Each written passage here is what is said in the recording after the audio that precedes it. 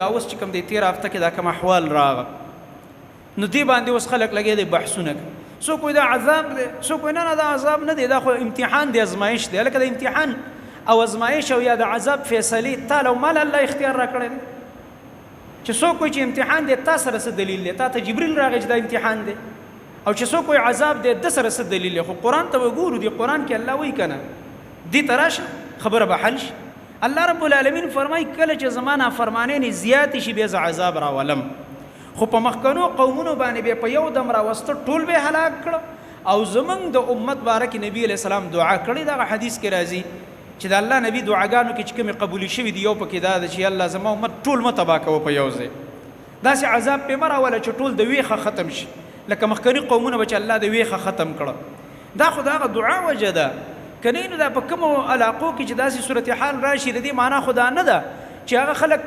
مجرمان دي او مونږ ګینه بزرګان یو او مونږ ګینه ښه خلک یو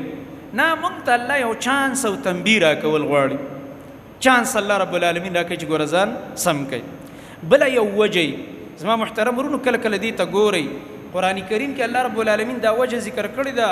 په سورۃ هود کې الله رب العالمین دا خبره ذکر کړی دا چې د الله رب العالمین یو ناشنا قانون دی او هغه قانون د الله رب العالمین دا دی چې کله په یو علاقه کې داسې علماوي داسې خلکي چې هغوی نصیحتونه کوي هغوی بیانات کوي هغوی په ګناهونو باندې رد کوي او د ګناهونو نه خلک منې کوي الله رب العالمین فرمایي په داسې قوم باندې چې مصلحین پکې وي زه خپل عذاب نه راولم وروستو کومې ګناهونه هم کوي جرمونه هم پکې وي خو داسې کسان پکې چې په دې جرمونو باندې رد کوي په کور کې داسې مشري چې کشران بې عزته کوي په ګناه باندې د کور مشر لګی دی دعوت کوي عالم دعوت کوي او دغه رنګه د معاشرې چې کوم ذمہ دار خلک دی دا دعوت کوي بار بار رد کوي په هغه ګناه باندې نو د دې د وجې نه الله عذاب رستو کوي دا هم یو وجه او دغه رنګه سورۃ انفال نه دا معلومیږي چې کوم قوم راولګي او استغفار غواړي ډېر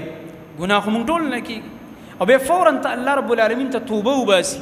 استغفار وکي الله سبحانه وتعالى د دین عذاب رستو کوي د دې استغفار د وجنه